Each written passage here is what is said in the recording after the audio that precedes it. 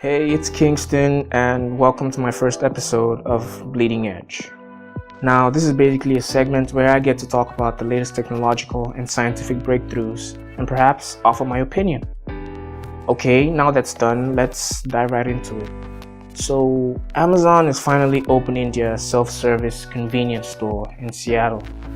A year late, yes, but it's finally coming, and with it comes a promise of easier shopping and less human interactions, because we all know that's the real problem. I mean, at this point, I'm completely sure that Jeff's goal in life is to totally replace humans with machines in just about every business he owns. I mean, just think about it. If Amazon Go does succeed, then you can be sure as hell that Walmart and all the other big stores will copy the technology. And what you have then is a lot of angry, formerly employed cashiers. In fact, just think of every item taken out of a shelf as a job that's going to be replaced by automation by the time Jeff has had his way. Yeah. Now, I don't hate the service. I'd actually give it a thumbs up because I think it really helps move things along and bring the brick and mortar stores to the 21st century. However, I believe they are overthinking this with all the cameras and sensors and all that. It would be easier if they just put the items in a vending machine with NFC technology, like China already does or something. Now, moving on to the next thing, we have a company I really care about. So, Rocket Lab successfully sent their Electron rocket to orbit for the very first time. And it's a really special moment for me, guys. Like, I'm really tearing up right now, like for real. So you're probably asking yourself, what's so special about that? Well, space companies tend to be a bit risk averse, and you can't really blame them when you see the insane costs associated with developing rocket technology. That's why it's a breath of fresh air to see companies like Rocket Labs who push the limit. I mean, they made the body of their Electron rocket out of carbon composites instead of dumb old-fashioned metal.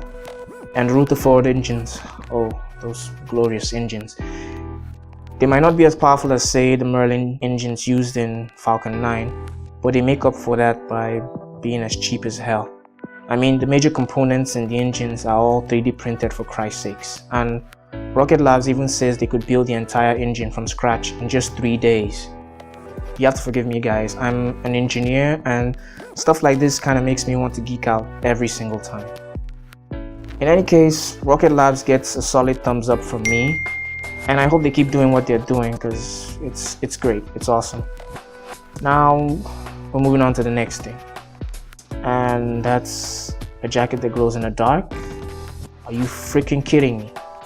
So apparently this was made by a company known as Volleyback, and they made this jacket, which cost $350 by the way, to store sunlight in the day and slowly turn that jacket into a traffic signal at night. Awesome. So let me get this straight. You pay $350. It won't charge your phone with all that sunlight. It won't keep you warm, and it basically makes you easy picking for your friendly neighborhood serial killer. I don't see the appeal here, guys. I mean, really. It's a definite thumbs down for me, guys. Like, if it could maybe charge my phone, I'd overlook the fact that I was wearing a giant come at me signal. It doesn't have that, so that's all for today, guys. Thanks for watching, and see you next Wednesday. Alright? Goodbye.